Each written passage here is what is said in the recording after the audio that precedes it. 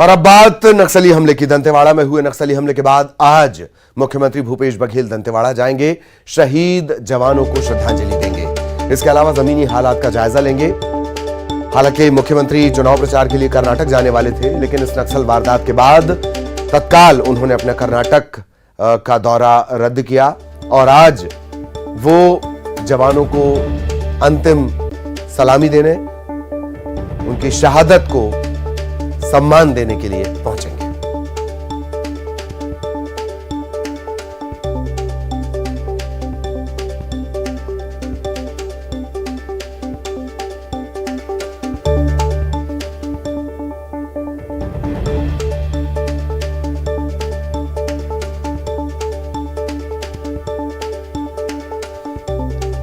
दंतेवाड़ा में हुए नक्सली हमले में 10 जवान शहीद हो गए। एक नागरिक जो ड्राइवर था, उसकी जान चली गई और इसी के मद्देनजर इसे देखते हुए मुख्यमंत्री ने अपना कर्नाटक दौरा रद्द किया है। चुनाव प्रचार के लिए उन्हें पहुंचना था, स्टार प्रचारक हैं वो कर्नाटक में, पर इस हमले के बाद उन्होंने अपने दौरे को रद्द किया और आज वो दंतेवाड़ा जाएंगे। तो दंतेवाड़ा के अरनपुर में बुधवार को नक्सलियों ने आईईडी ब्लास्ट कर डीआरजी के 10 जवानों को अपना निशाना बनाया। 10 जवानों की शहादत हुई है, एक ड्राइवर की भी मौत हुई है। जवानों से भरे पिकअप वैन को नक्सलियों ने आईईडी ब्लास्ट कर उड़ा दिया। एंटी नक्सल ऑपरेशन के लिए टीम पहुंची हुई थी और जब वो वापस हो रही थी, टीम वापस हो रही थी, उस दौरान ये घटना घटी है। डीआरजी के जवान है, डिस्ट्रिक्ट रिजर्व गार्ड। इस घटना पर प्रधानमंत्री मोदी ने भी दुख जताया है और ये सीधी तस्वीरें इस वक्त आप देख रहे हैं। जवानों को अंतिम सलामी, गार्ड ऑफ ऑनर और इसके बाद इन जवानों की पार्थिव देह इनके गृह ग्राम के लिए रवाना कर दी जाएगी। 10 जवानों की शहादत और उस शहादत को ये कृतज्ञ राष्ट्र नमन करेगा, श्रद्धांजलि देगा। कल ही इस हमले पर केंद्रीय गृह मंत्री अमित शाह ने इस हमले के तत्काल बाद मुख्यमंत्री भूपेश बघेल से चर्चा की, हर संभव मदद का भरोसा दिया।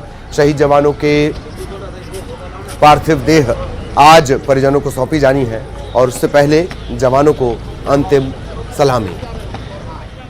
मुख्यमंत्री भी यहां पर पहुंचेंगे और इन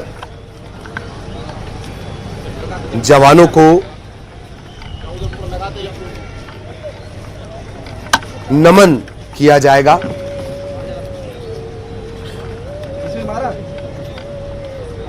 ये तस्वीरें दंतेवाड़ा से इस वक्त हम आपको दिखा रहे हैं, सीधी तस्वीरें। दंतेवाड़ा के अरनपुर में कल बड़ा हमला, पिकअप वाहन को नक्सलियों ने उड़ा दिया। TCOC ये एक टर्म है, अप्रैल मई, मार्च से लेकर मई तक नक्सली आक्रामकता बढ़ा देते हैं। इस हमले को TCOC के तहत देखा जा रहा है। थोड़ा सेंट इधर मारो ना, मार दिए ये शहीद जनाब, मार दिए, जिन्हें नमन किया जा रहा है। मुख्यमंत्री यहां पर पहुंचेंगे।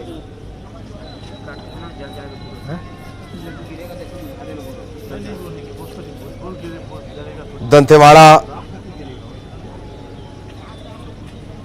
में ही ये पूरा कार्यक्रम होना है।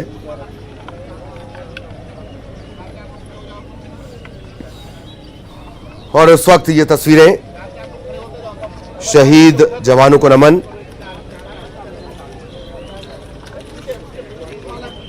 गृह मंत्री ताम्रध्वज साहू के भी दंतेवाड़ा जाने की खबर है।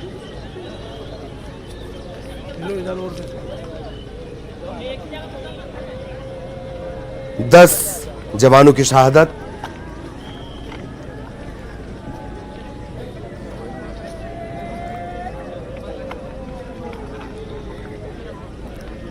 अरलमपल्ली के जोगा सोड़ी, मुंडेर के मुन्ना कड़ती, भांसी के बड़े कमेली के संतोष तामो, मारजूम के दुर्गो, मंडावी, भैरमगढ़ के निराम के लखमूराम मड़कामी, बड़े गीदम कटे कल्याण के जोगा कवासी, विलाप की ये तस्वीरें बेहद बेहद तकलीफदेह है निश्चित तौर पर। जिन्होंने अपनों को खोया, किसी ने अपने पिता को खोया, किसी ने अपने बेटे को, किसी ने अपने भाई को, ये विलाप, ये क्रंदन मासूम बच्चों के सिर से पिता का साया छिना, किसी बूढ़े बाप की लाठी कायर नक्सलियों ने छीन ली।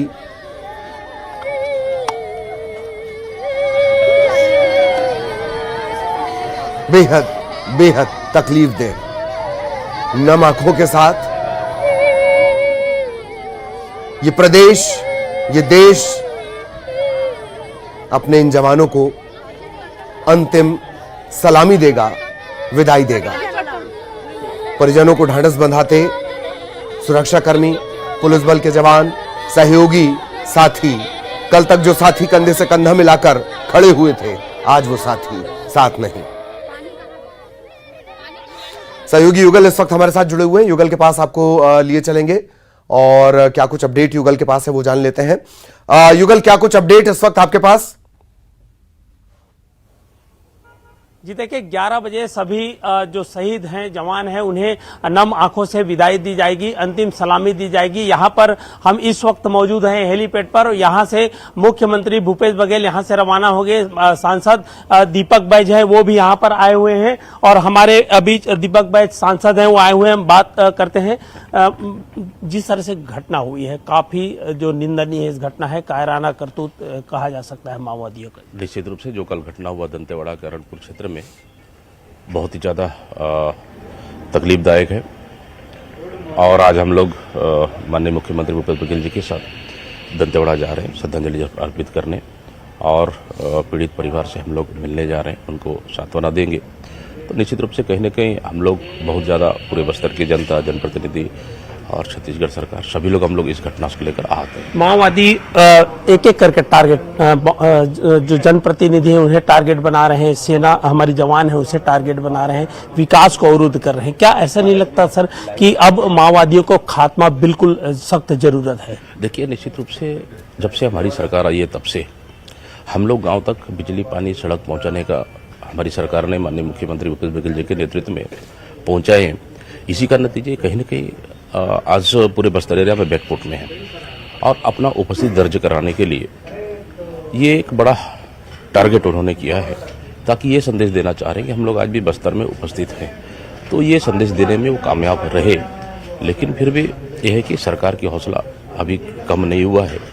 तो निश्चित रूप से सरकार, मैं समझता हूँ, आने वाला समय में प्लानिंग के साथ माओवादी हमले को लेकर के कम से कम दलगत राजनीति से ऊपर उठ करके बात होनी चाहिए। क्या आप क्या समझते हैं? निश्चित रूप से देखिए, ये समस्या सिर्फ हमारे बस्तर की नहीं है, छत्तीसगढ़ की नहीं है, ये देश की समस्या है, राष्ट्र की समस्या है। दूसरी चीज, ये किसी पार्टी का नहीं है, किसी सरकार की नहीं है, ये सबकी समस्या है। तो दलगत राजनीति से ऊपर उठकर बात करना चाहिए। अभी हम लोग का मेन मकसद है कि उस पीड़ित परिवार का हम लोग को सांत्वना देना है और जवानों की मनोबल बढ़ाना है, ना कि हम लोग जवानों के मनोबल गिराना। इस तरह से दलगत राजनीति से ऊपर उठकर हमको बात करना चाहिए।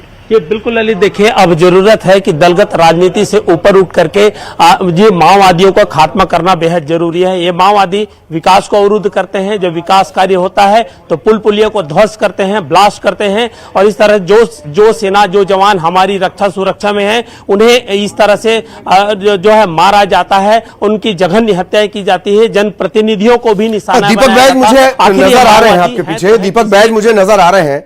अगर अभी भी वो अवेलेबल हो तो उनसे पूछिए कि आगे रणनीति को किस तरह से बदला जाएगा। 18 के बाद ये बड़ा हमला है।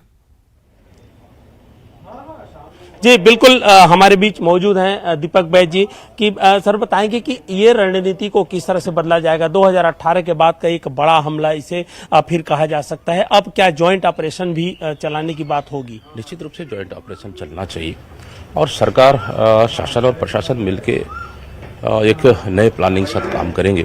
लेकिन अभी तक का प्लानिंग लगभग हम लोग का सक्सेस रहा है। इस 4 साल में अगर देखें कि पहले हम देखे तो हर महीने बड़ी घटना होती थी, लेकिन इस समय हमारी सरकार आने के बाद हर महीने बड़ी घटना तो नहीं हो रही, लेकिन साल में एक से दो बड़ी घटनाएं हो रही है। इनकार हम नहीं कर सकते, लेकिन घटना तो घटना है, छोटा घटना हो या बड़ी घटना हो, लेकिन हमारी सरकार चाहेगी कि ये घटना भी ना हो। इसके लिए आने वाला समय में हमारे मुख्यमंत्री के नेतृत्व अभी ये कहा गया था कि कुछ शहर और गांव नक्सल मुक्त हो गए हैं, काम करना चाहिए, ऑपरेशन कैसे चलाना चाहिए, ये बड़ा प्लानिंग के साथ काम करने की आवश्यकता है। मैं समझता हूँ जल्दी इसके लिए प्लानिंग बनेगी। बीजेपी आरोप लगा रही है कि जिस तरह से केंद्रीय फोर्स है उसकी मदद नहीं ली जा रही है, साथ ही कई ऐसे जो जिले हैं वो माओवाद प्रभावित से मुक्त भी हुए हैं। निश्चित रूप से देखिए, हमारी सरकार में बहुत से ऐसे जिले की माओवाद से मुक्त हुए हैं। देखिए, भारतीय जनता पार्टी लाशों पर राजनीति करती है। हम लोग को लाशों पर राजनीति नहीं करना चाहिए, बल्कि इस समय हम लोग को कि हम लोग सरकार को सजेशन दे दे कि किस तरह से और प्लानिंग हो सकती है, उनके दिमाग में क्या प्लानिंग होती है। बिल्कुल सरकार को सजेशन कौन मना कर रहा है, लेकिन इस तरह से किसी का मनोबल हमारी फोर्सेस डीआरजी को और ट्रेनिंग देने की जरूरत है, उचित नहीं है। इस परिस्थिति में हम लोग को पूरे एक साथ जवानों के साथ खड़े होकर हम लोग डीआरजी को भी और भी प्रशिक्षण देने की जरूरत है ताकि हम हर मोर्चे पर उन्हें विफल कर सकें। निश्चित रूप से डीआरजी, देखिए डीआरजी एक बढ़िया अच्छे से लोकल टीम है और हमारे लोकल लड़ाकू टीम। कल प्रोटोकॉल का भीषण उल्लंघन डीआरजी से हुआ है, चूक हो रही है, तो उस चूक को हम लोग कुछ कमियां है तो उस कमियों को हम लोग को दूर करने क्या लगता है आपको, जो प्रोटोकॉल का एसओपी का पालन नहीं किया गया, क्या ये भी बात है सर? देखिए, अभी इस हफ्ते में तो अभी कहने में मैं असमर्थ हूँ। टीसीओसी चल रहा है, कैंपेन चलाते हैं नक्सली, अग्रेसिव होते हैं इसी महीने में। माओवादियों के कैंपिंग है, क्या उनकी संख्याएं बढ़ी है, कम हुई है, क्या लगता है? देखिए, ये इस मसले को लेकर शासन तो समय समय पर समीक्षा करती है, लेकिन जिस तरह से लगभग हम लोग एक समय में देखेंगे तो रोड से हम लोग को 1 किलोमीटर अंदर जाना मुश्किल होता था, लेकिन आज घटनाएं हो रही है तो रोड के 20 किलोमीटर, 30 किलोमीटर, 40 किलोमीटर जो घटनाएं हुई हैं, कल की घटनाएं रोड से हम लोग जिले मुख्यालय से लगभग 60 किलोमीटर की दूरी में है, तो कहीं ना कहीं बैकफुट में तो है, बैकफुट में है। इस वजह से आज हम लोग रोड में खुलेआम हमारी पब्लिक निर्भय होकर आना जाना कर रही है, तो कहीं ना कहीं सुरक्षित महसूस कर रही है। लेकिन नक्सल समस्या को हल्के ले रहे हैं आप, बीजेपी ये कह रही है। इससे हम इंकार नहीं कर रहे हैं, आज भी है अंदर एरिया में, लेकिन उनको बीजेपी आरोप लगाती है कि कांग्रेस है, सरकार है, वो नक्सल समस्या को हल्के में ले रही है।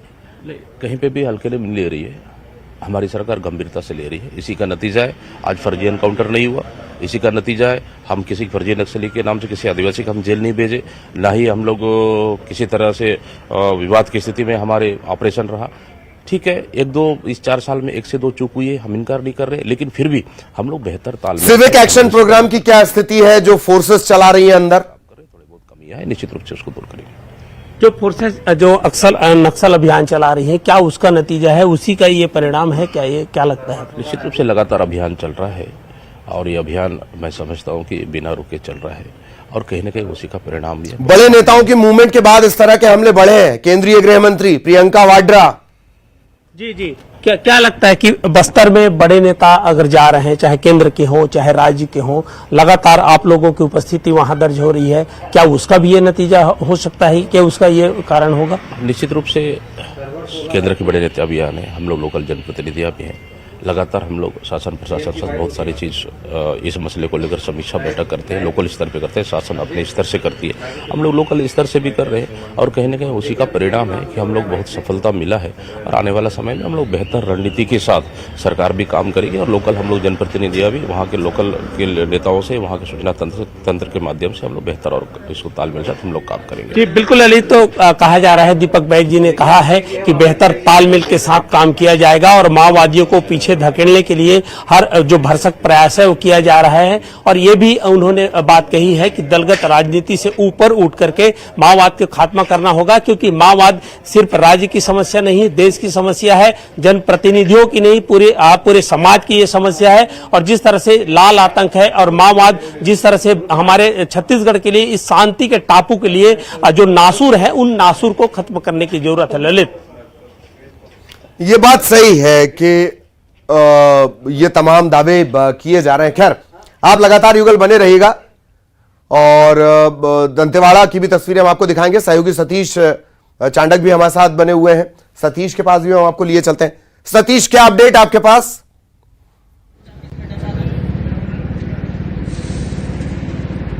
जी आपको बता दूं कि कुछ ही देर बाद करीब 11 बजे प्रदेश के मुख्यमंत्री भूपेश बघेल दंतेवाड़ा पहुंचेंगे हैं और यहां पर जो है आयोजित श्रद्धांजलि कार्यक्रम में शामिल होंगे। पुलिस लाइन में ये कार्यक्रम का आयोजन किया गया है और साथ ही साथ वहां पर स्थानीय अधिकारियों की एक बैठक भी लेंगे, जिसमें छत्तीसगढ़ के डीजी जो है अशोक जूनेजा वो शामिल होंगे, एडीजी विवेक सिन्हा और आईजी बस्तर बैठक में शामिल होंगे और मुख्यमंत्री जानेंगे कि आखिरकार घटना कैसे हुई और कहां जवानों से चूक हुई या कहां इंटेलिजेंस फेल हुई या फिर और आगे की क्या नई रणनीति अपनानी चाहिए ताकि माओवादी जो है इस तरह की घटना को अंजाम ना दे सके। इस तमाम मुद्दों को लेकर जो है आज मुख्यमंत्री भूपेश बघेल वो अधिकारियों से बैठक करेंगे और स्थानीय अधिकारियों के स्तर से भी मिलेंगे कि आखिरकार आगे आने वाले दिनों में नक्सलियों के खिलाफ में और कैसी रणनीति अपनाई जा सकती है और क्या संसाधन की जरूरत है ताकि ऐसी घटनाओं का दोबारा फिर से पुनरावृत्ति न हो। जी रही इसके अलावा जो शहीद जवानों को श्रद्धांजलि देने का या आखिरी सलामी देने का कार्यक्रम है, क्या इस तरह का कार्यक्रम दंतेवाड़ा में भी है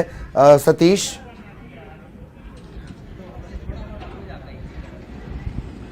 पुलिस लाइन में जो है तमाम प्रकार की व्यवस्था की गई है। वहां पर शहीद जवानों का पार्थिव शरीर पुलिस लाइन में लाया गया है, जहां पर अंतिम सलामी दी जाएगी। उसके बाद जो है शहीद जवानों के शवों को जो है उनके गृहग्राम के लिए भेजा जाएगा और शहीद जवानों के परिजन भी जो है काली स्थित पुलिस लाइन पहुंच चुके हैं और सिर्फ जो है मुख्यमंत्री भूपेश बघेल का इंतजार होगा और 11 बजे ठीक अंतिम सलामी दी जाएगी, जिसमें प्रदेश के मुख्यमंत्री भूपेश बघेल तो शामिल होंगे ही, साथ ही साथ स्थानीय विधायक भी शामिल होंगे और भी कई मंत्री भी कार्यक्रम में शामिल हो सकते हैं। उसके बाद जो है शहीद जवानों के शव जो है अपने अपने गृहग्राम भेजा जाएगा। चूंकि डीआरजी के सभी जवान थे तो दंतेवाड़ा, बीजापुर, सुकमा के जो है सरहदी इलाकों के ही जवान रहने वाले हैं, तो सभी जवानों के पार्थिव शरीर को अंतिम सलामी के बाद में जो है उनके गृहग्राम के लिए भेजा जाएगा। जी एक और चलिए बहुत बहुत धन्यवाद आपका युगल, हमारे साथ जुड़े रहे। युगल आपका भी धन्यवाद। और आज शहादत को नमन किया जाएगा और उसके बाद ये पार्थिव देह, जवानों की पार्थिव देह उनके गृहग्राम के लिए रवाना होगी।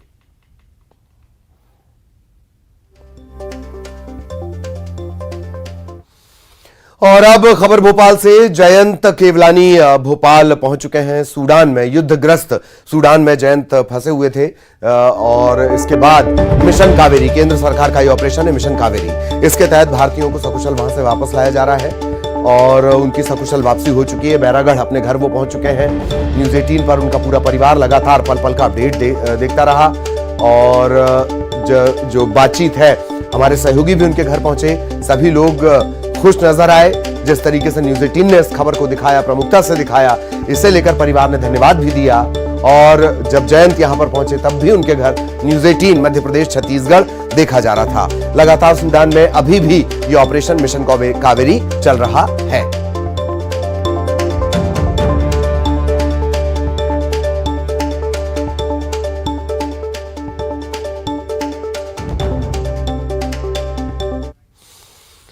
और खरगोन से करप्शन की खबर। इंदौर लोकायुक्त ने बड़ी कार्रवाई की है। पटवारी जितेंद्र सोलंकी पर लोकायुक्त ने शिकंजा कसा है। लगातार संपत्तियों की जानकारी मिल रही है। गौरीधाम स्थित मकान और 4 ठिकानों पर, गौरीधाम वाले मकान के अलावा 3 और ठिकानों पर दबिश दी गई है। 3 से 4 लाख की नकदी मिली है। सोने चांदी के आभूषण मिले हैं। चंदन नगर इंदौर में 6 दुकानें मिली हैं। एक फ्लैट के कागज मिले हैं। खरगोन के राधा वल्लभ मार्केट में दुकान मिली है। ईश्वरी नगर में 3 मंजिला मकान मिला है। 4 पहिया वाहन मिले हैं। मूलठान और मोघन में कृषि भूमि है। गोगावा में दुकान भी मिली है। इंदौर लोकायुक्त है डीएसपी संतोष भदौरिया और प्रवीण बघेल, इनके नेतृत्व में 22 सदस्यीय टीम एक साथ कार्रवाई कर रही है। ये जो पटवारी है जितेंद्र सोलंकी, ये गोगावा तहसील के हलका नंबर 36 का है। और इसी के साथ इस बुलेटिन में इतना ही। खबरें जारी है।